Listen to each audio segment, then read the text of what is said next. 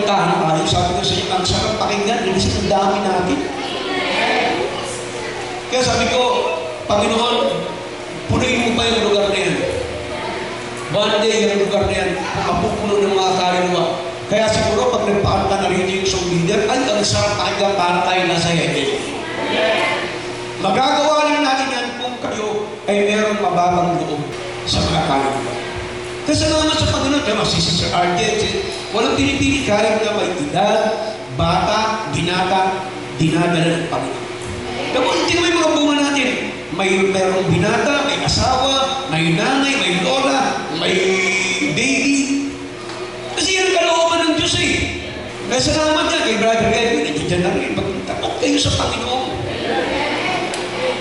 Alam niyo, walang kabayaran ng kasiyahan. Kaya nakita ko dyan, alam niyo, sumama kayo rito. Paggabi ng Saturday, sumama kayo dyan. Magluto